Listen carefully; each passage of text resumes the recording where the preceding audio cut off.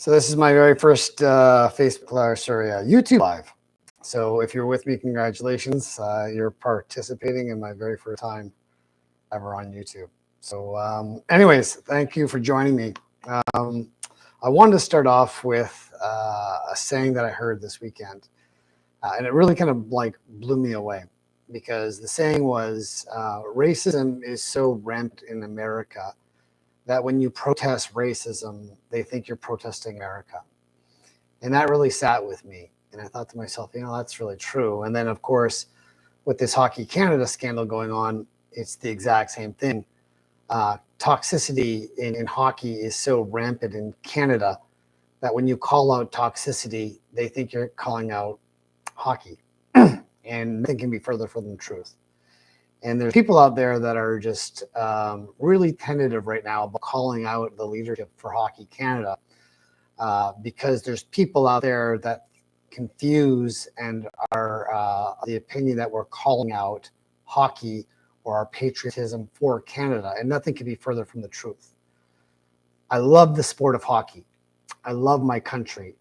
And I'm ashamed of the leadership inside of the sport that governs hockey in Canada, and they're two totally different entities. And I love the sport of hockey so much that I would want to see the toxicity inside of the leadership permeating into the systemic patriarchy of hockey removed from hockey in Canada, so that way everybody has the ability to enjoy the sport that we all know and love. And one of the people that have been so courageous in calling out this toxicity is Sheldon Kennedy. And a few years ago, I got the privilege of interviewing Sheldon Kennedy on Battle of the Blades. And I knew immediately there was something special about Sheldon Kennedy, simply because, and the way I said it to him in the interview was, there are certain people out there that go through trauma. And some of them can get through trauma. Then there's people who can go through trauma, deal with that trauma on a personal level and heal. Then there's people like Sheldon Kennedy that can go through trauma, heal, then show other people who went through that same trauma or similar trauma how to heal as well. And that makes him a true hero. And the courage that Sheldon Kennedy is having right now by taking his platform and his voice and his respect group and being able to call out the toxicity inside of Hockey Canada is just furthermore why I love Sheldon Kennedy and his platform, and why I support his call for taking out the leadership that's currently right now in Hockey Canada. And the reason is this: the people who covered up the scandal that rocked Hockey Canada and the lack of integrity and the lack of transparency that went along with that can't be the same people in leadership to fix it. There has to be a totally different mentality and a totally different process of way of thinking of fixing the problem that you've created. And the people who created this problem and enabled this to happen can't be the people who fix it. And if we allow them to stay in power, that's exactly what's going to happen. Is we're going to allow these people a pass to be able to further on enable them to do more of the same, because there's been no accountability for that. And in my experience, people, what the saying is, behavior that gets results will be repeated. And this is exactly what our worst fear is right now in Hockey Canada. And this would be a perfect time for people to look at this and say, I don't like the way that was handled. I don't like the lack of transparency. I don't like the scandal. I don't like the ability that these people have had in order to cover that up and take funds away from registration fees and then pay off sex scandals and not be transparent about it or try and hide it.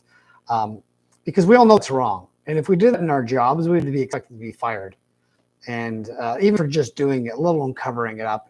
But then to have the hubris to sit inside of that power and hold on to that position and say, I'm not resigning, I'm not going away, and there's nothing wrong with me, there's something wrong with you, that takes a totally different level of toxicity to another level.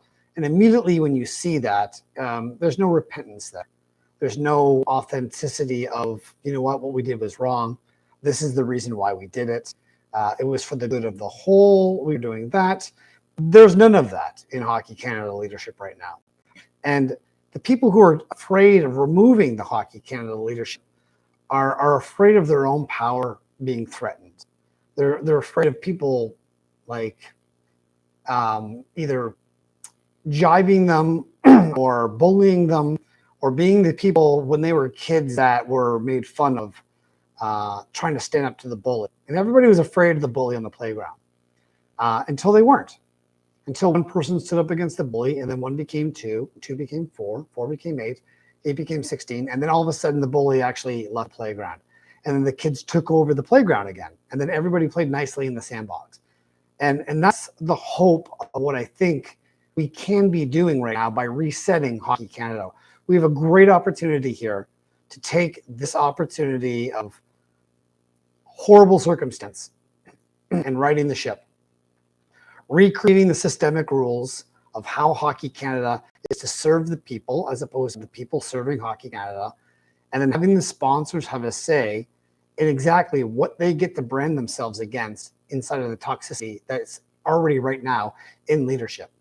And I'm 50 years old, so I can go back into my own, life cycle and say I was part of the problem inside of toxicity in hockey.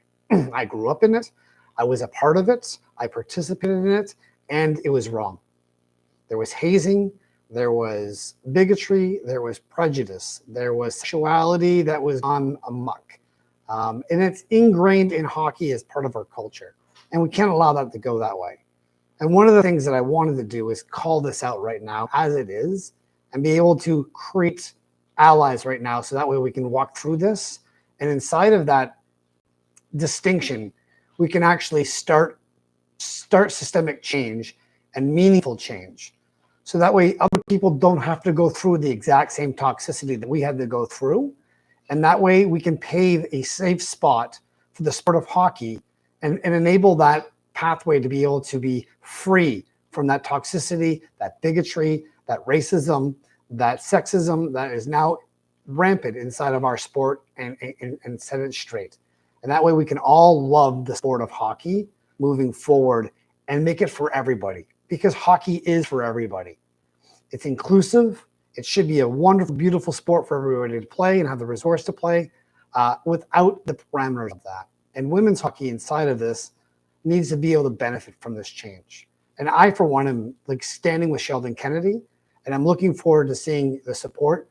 If you support this, please like, share, and comment on this clip, and please share your own opinion, because sharing is caring.